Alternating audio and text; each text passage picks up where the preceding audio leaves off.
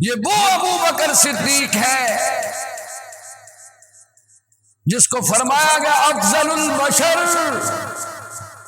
بعد الانبیاء، ابو بکر الصدیق پوری انسانیت میں افضل البشر، سارے بشروں میں سے نبیوں کے بعد اگر افضل شان و شوکت والا دیکھنا ہے تو میرے ابو بکر کے چہرے کی زیارت کر لیجیے۔ اور ایک دجال ابن دجال، سیاہ ابن سیاہ، جس کا کوئی حسب نسب نہیں، آصف علوی ملعون نے سیدنا ابو بکر صدیق رضی اللہ تعالی عنہ پر تبرہ کیا۔ وہ آج بھی نبی کے ساتھ آرام کر رہے ہیں، وہ آج بھی نبی کریم رحمت کائنات کے ساتھ بیٹھے ہیں، وہ آج بھی نبی کے قدموں سے چمٹ کر لیٹ رہے ہیں۔ اور یہ حقانیت ہے، یہ سچائی ہے کہ جس نے آج بھی ابو بکر کی عظمت دیکھنی ہو، محمد کے روضے پہ چلا جائے، اور جہاں نبی کے روضے پر درود پڑا جائے گا وہاں ابو بکر کی قبر پر بھی سلام کہا جائے گا۔ اور ایسا لانتی کہ تبرہ کر کے پھر پاکستان میں نہیں رکا،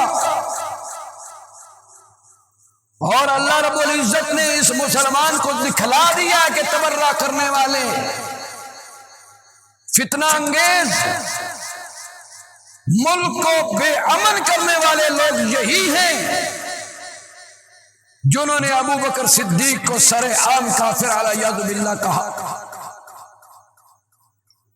سنی مسلمان میں آپ کو یہ کہنا چاہتا ہوں، ہمارا تعلق ان کے ساتھ نہیں، ہمارا تعلق ان کے ساتھ ہے جو ابو بکر کے یار ہیں، کیونکہ ابو بکر نبی کا یار تھا، ابو بکر نبی کا دیوانہ تھا، اور ابو بکر نبی سے محبت کرنے والا تھا۔ ابو بکر اپنے مال جان کو نبی پر قربان کرنے والا تھا، رضی اللہ تعالیٰ عنہ۔ اللہ اکبر، اللہ اکبر۔ کون ابو بکر؟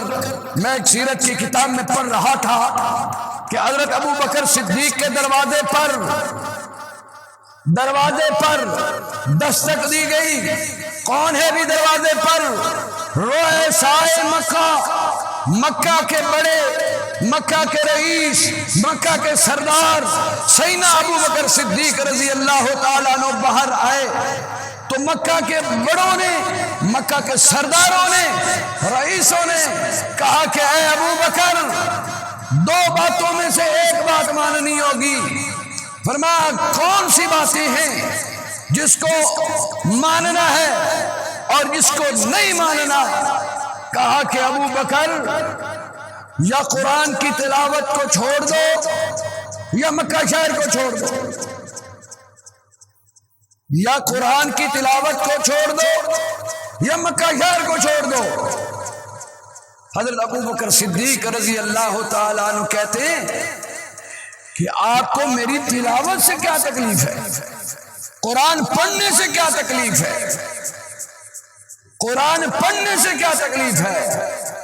فرمایا جب تو اپنے گھر میں قرآن کی تلاوت کرتا ہے، ہمارے بچے تیرے گھر کے قریب کھیلتے ہیں، اور تیرا پڑھا ہوا قرآن یاد کر کے ہمارے بچے جو تیرے نبی پر قرآن اترا ہے وہ ہمارے گھروں میں قرآن کی تلاوت کرتے ہیں۔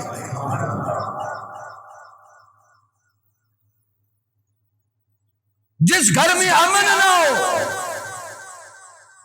یہ قیمتی نسخہ بتلا رہا ہوں، جس گھر میں بد امنی ہو، جس گھر میں مسائل ہوں، جس گھر میں مصیبتیں ہوں، جس گھر میں بیماریوں کا مرکز بن جائے، وہاں اللہ کے قرآن کو پڑھنا شروع کر دینا، اللہ کے حکم سے، اللہ کے فضل سے قرآن کی جو ہی تلاوت ہوگی اللہ مصیبتوں کو دور فرما دے گا۔ سورۃ الرحمن کی تلاوت کریں، سورہ یاسین کی تلاوت کریں،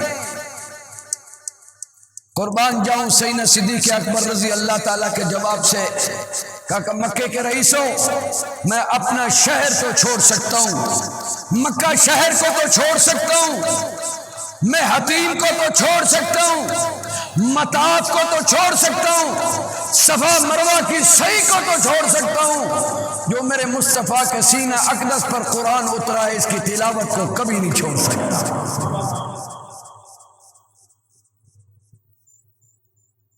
بعض یہ کالے بوٹھے والے، یہ کالے عقائد والے، ارے بھائی ان کے پاس بیٹھو گے تمہارا ایمان بھی سیاہ ہو جائے گا،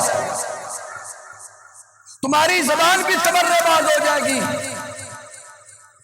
اور تمہاری سماعت بھی تبرہ باز ہوگی۔ کانوں سے سماعت سے جب تبرہ سنو گے دل پر اثر ہوگا، دماغ پر اثر ہوگا۔ ان کی صحبت سے دور رہیں۔ اگر آپ نے دوستی تعلق نہیں چھوڑنا اسے منع کر دیں، اس بات پر کمپرومائز نہیں ہوگا، اس بات پر میں تیری بات کو نہیں مانوں گا، میں ابو بکر کا بھی تابع دار ہوں، میں علی کا بھی تابع دار ہوں، میں عمر کا بھی تابع دار ہوں، میں حسنین کریمین کا بھی تابع دار ہوں۔ تم نے دو گروپ بنا دیے ہیں، ہمارے قرآن نے تو ایک ہی گروپ بتایا ہے، رحماء بینہم تراہم رکعا سجدا رضی اللہ عنہم ورضوا عنہ۔ ہمارے قرآن نے بتایا ہے اولئک الذین امتحن اللہ قلوبہم للتقوی، ان سب کے دل اللہ اور اللہ کے رسول کے دین کے لیے پاک و صاف ہے۔ انہوں نے دو جماعتیں بنائی ہیں، انہوں نے دو گروپ پیش کیے ہیں، لیکن دین اسلام نبی کو ایک امتی کہتا ہے، نبی کی ایک امت ہے۔ جیسے ان کا عقائد ہے کہ جہاں حضرت حسین کا سر مبارک جسد اطہر دفن ہے، 70 میل ایسے 70 میل ایسے، 70 میل مشرق مغرب شمال جنوب، جتنے بھی قبروں میں مردے ہیں حسین کی وجہ سے اللہ 70 میل تک مغفرت کر دیتا ہے۔ توجہ ہے میری طرف؟ ارے بھائی یہ ہمارا عقیدہ ہے، سننا اہل سنت والجماعت کا عقیدہ ہے۔ جس قبرستان میں حافظ قرآن ہو، حافظ قرآن کی وجہ سے اللہ پورے قبرستان سے عذاب کو ہٹا دیتا ہے۔ جس قبرستان میں ایک عالم دین کی قبر ہو، ایک عالم دین کی وجہ سے اللہ قبرستان کا عذاب اٹھا دیتا ہے۔ جس قبرستان میں ایک شہید کی قبر ہو، شہید کی وجہ سے اللہ پورے قبرستان کا عذاب اٹھا دیتا ہے۔ جس قبرستان میں اللہ کے ولی کی قبر ہو، اللہ کے ولی کی وجہ سے اللہ پورے قبرستان سے عذاب کو دور کر دیتا ہے۔ حسین تو وراء الورا ہے، حسین تو عظمت والا ہے، حسین تو نبی والا ہے، حسین تو شان والا ہے، حسین تو بڑھائی والا ہے، حسین تو نبی کا خون ہے، حسین تو نبی کا نواسا ہے، حسین تو علی کا لگتے جگر ہے۔ حسین کو نبی نے فرمایا تھا الحسن والحسین سید الشباب اہل الجنہ، جس نے جنتی نوجوانوں کے سردار دیکھنے ہوں ایک میرا حسن دیکھ لے، ایک میرا حسین دیکھ لے۔ توجہ ہے میری طرف؟ سبحان اللہ، یہ ہمارا ایمان و یقین ہے کہ نبی نے ان کو جنتیوں کا سردار کہا، جنتیوں کا سردار کہا ہے۔ توجہ کرنا تھوڑی سی، دل کی گہرائیوں سے اور دل کی تختی پر یہ سونے کی پانی کے ساتھ تحریر کر لینا، حسین کل بھی جنتی تھا، حسین آج بھی جنتی ہے، حسین قیامت کے روز بھی جنتی ہوگا۔ حسین کل بھی جنتیوں کا سردار تھا، حسین آج بھی جنتیوں کا سردار ہے، اور حسین کل بھی جنتیوں کے نوجوانوں کا سردار ہوگا۔ کیوں؟ اس لیے کہ ہمارے نبی نے فرمایا، ہمارے نبی نے فرمایا۔ تو میں بات یہ کر رہا تھا کہ جس قبرستان میں اللہ کے ولی کی قبر ہو، جس قبرستان میں اللہ کے ولی کی قبر ہو، تو اللہ اس اپنے بندے کی برکت سے تمام قبروں سے عذاب اٹھا دیتا ہے، اور مشیت کہتی ہے اس وجہ سے کہ یہ جو بندہ ہے نا ہر وقت میری بات کرتا تھا، ہر وقت میرے ترانے کہتا تھا، ہر وقت میری توحید بلند کرتا تھا، ہر وقت میرے پیغام کی طرف لوگوں کو بلایا کرتا تھا، اس کی وجہ سے میں ساری قبرستان سے عذاب کو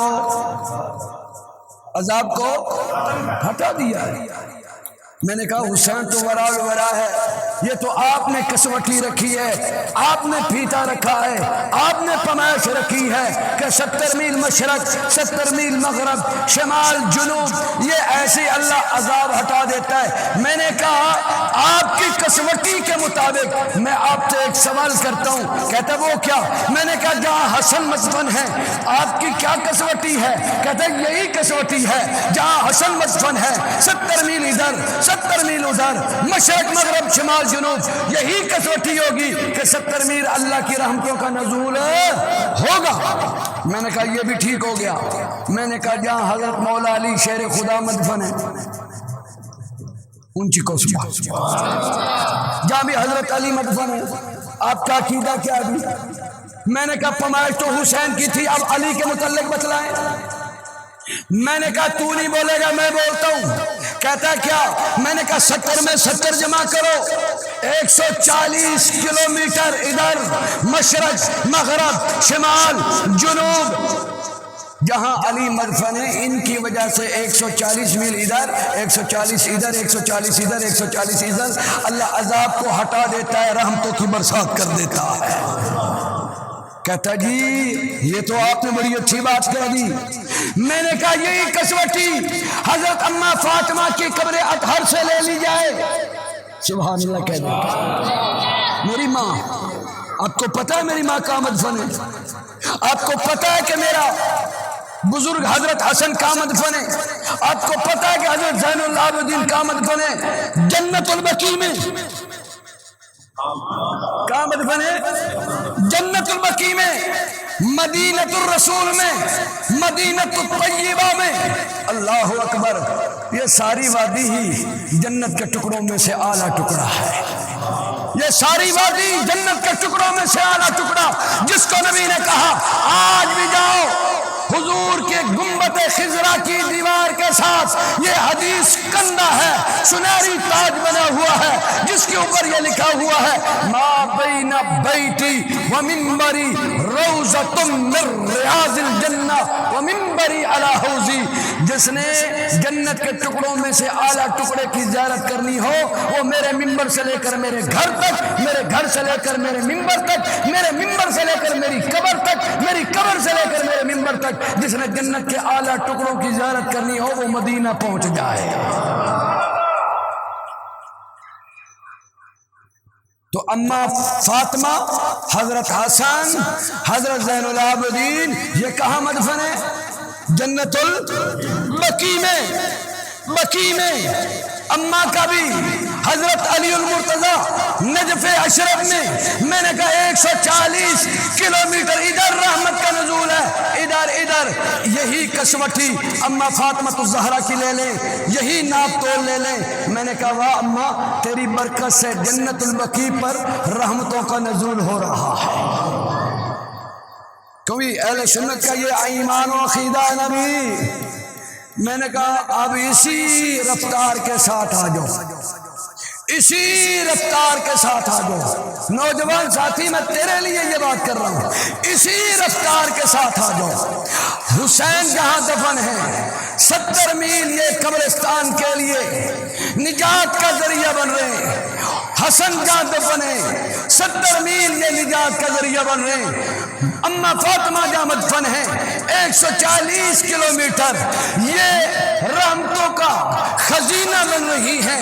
حضرت علی المرتضیٰ جہاں مدفن ہے، ان کی وجہ سے 140 کلومیٹر جناب ادھر ادھر مشرق مغرب شمال رحمتوں کا نزول ہو رہا ہے۔ یہ سب کا ایمان و عقیدہ ہے۔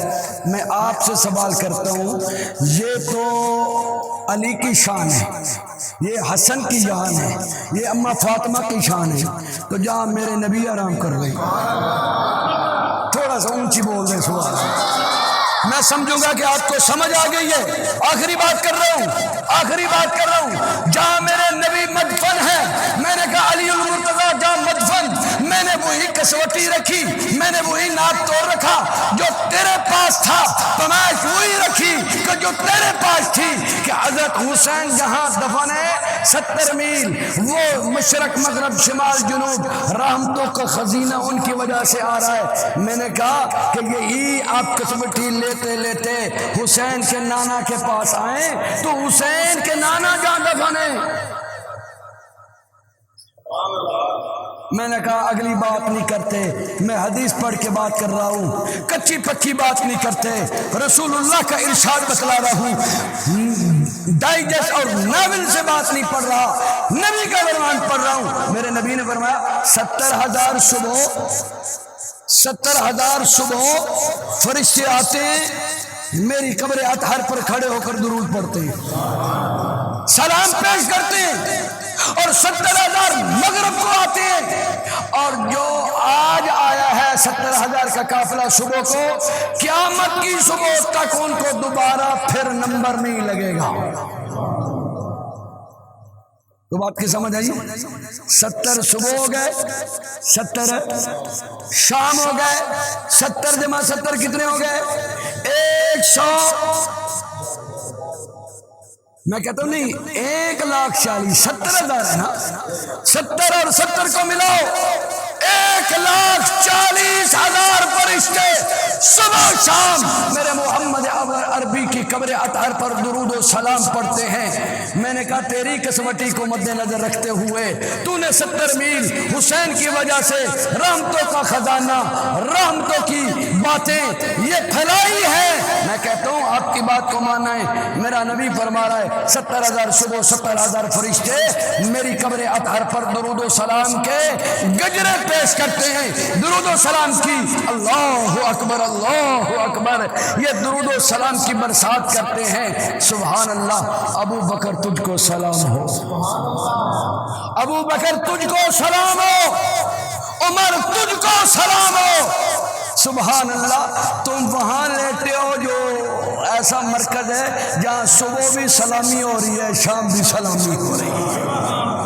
یہ تو فرشتوں کی سلامی ہے، یہ فرشتوں کی سلامی ہے۔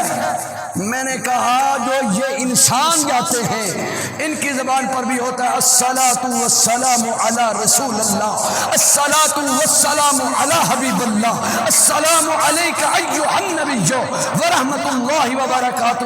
میرے نبی نے فرمایا جو ہی میرے پاس آؤ تو ساتھ ساتھ میرے ابو بکر عمر کی قبر پر بھی سلام پڑھتے جاؤ۔ تو اللہ تعالی ہم سب کو ابو بکر کے ساتھ سچی محبت نصیب فرمائے۔ اونچی آواز سے کہیں تو وہ لانتی، وہ ملعون، میں نے کہا تو بھاگنا ہی تھا، خباثت کر کے بھاگنا ہی تھا، تیرے میں دل گردہ نہیں تھا۔ مسلمان یہ تیرے ایمان کی خاصہ ہے کہ جو ابو بکر کو بکتا ہے، جو عمر کو بکتا ہے، جو عثمان کو بکتا ہے، جو مولا علی کو بکتا ہے، جو اماں عائشہ صدیقہ کو بکتا ہے، یہ پاکستان کی سرزمین پر تیرے لیے قدم رکھنے کی جگہ نہیں ہے۔ جہاں خبیث خباثت کرنے کے لیے جس ملک سے آیا تھا وہیں پہنچ گیا۔ اگر تو حسین کا حواری تھا، حسین کو ماننے والا تھا، پھر حسین کے ملک میں جاتا، ایران میں جاتا، عراق میں جاتا، شام میں جاتا، نجف اشرم میں جاتا، کرب و بلا میں جاتا، ہم بھی مان جاتے کہ تو حسین کو ماننے والا ہے۔ لیکن تیرے بھاگنے سے پتا چلا، تیرے اس ملک میں جانے سے پتا چلا کہ تو انگریز کا پالتو کتا تھا، جہاں سے آیا وہیں گیا، اور تو وہیں گیا ہے۔ اللہ نے تیرے لیے جہنم بہت بڑی بنا رکھی ہے۔ تو نے آج ابو بکر پہ تبرہ کیا ہے، آج سے تیرے اوپر اللہ کی طرف سے عذاب مسلط ہو چکا ہے۔ اللہ اکبر۔ تم اس ابو بکر کی بات کر رہے ہو رضی اللہ تعالیٰ عنہ کی، جو ہجرت کی رات کبھی نبی کے آگے آ جاتے ہیں، کبھی نبی کے پیچھے چلنے لگ جاتے ہیں، کبھی نبی کے دائیں چلنے لگ جاتے ہیں، کبھی نبی کے بائیں پر چلنے لگ جاتے ہیں۔ میرے حضور نے کہا ابو بکر تجھے کیا ہو گیا ہے؟ کبھی بھاگ کر آگے آ جاتا ہے، کبھی بھاگ کر پیچھے آ جاتا ہے، کبھی بھاگ کر دائیں آ جاتا ہے، کبھی بھاگ کر بائیں آ جاتا ہے، وجہ کیا ہے؟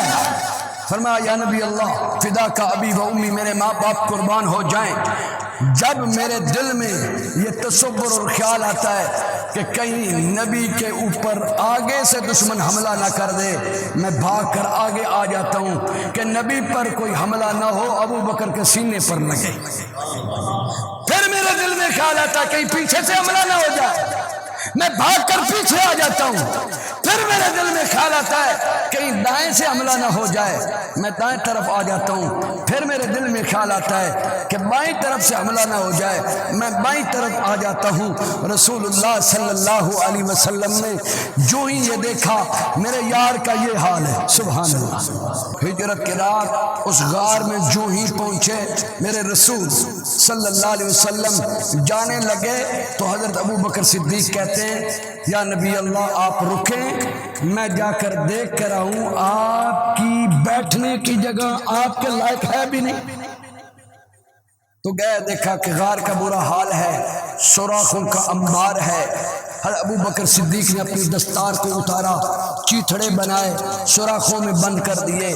پھر سوراخیں بڑھ گئیں، آپ نے قمیض کو اتارا اور قمیض کو چیتھڑے بنا کر سوراخوں میں ڈالا، لیکن ایک سوراخ پھر بھی بقایا رہ گئی۔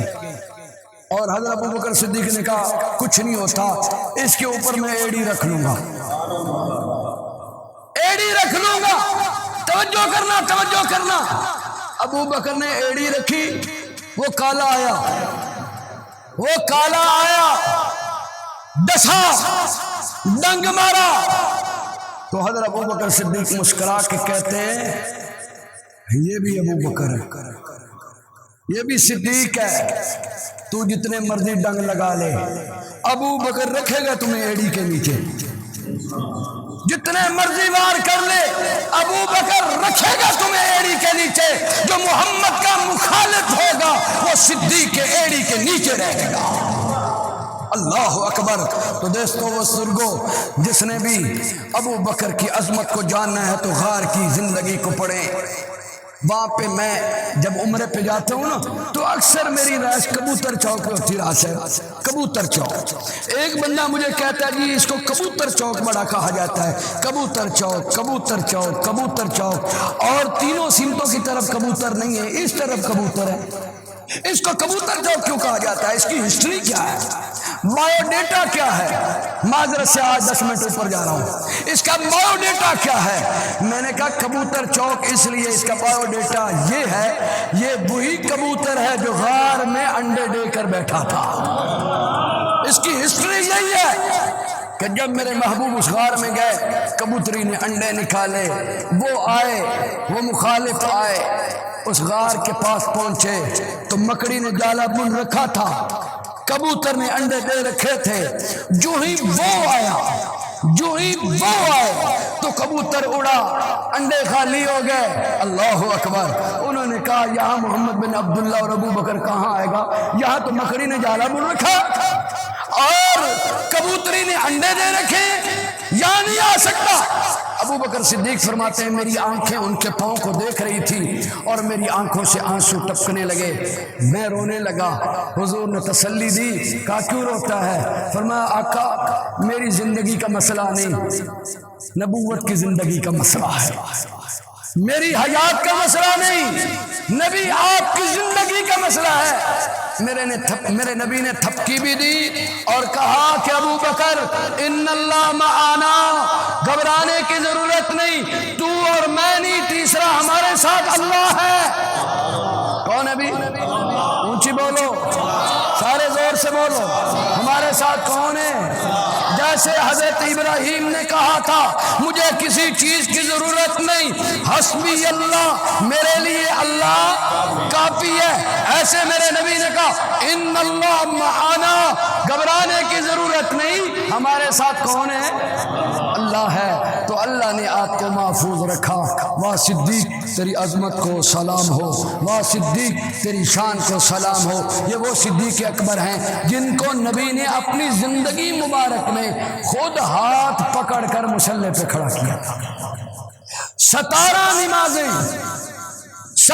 نمازیں ابو بکر صدیق نے نبی کی حیاتی مبارک میں نبی کے مصلی پہ پڑھائی تھی۔ اس لیے ارے بھائی نبی نے اپنے ہوتے ہوئے اپنا مصلی پیش کر دیا۔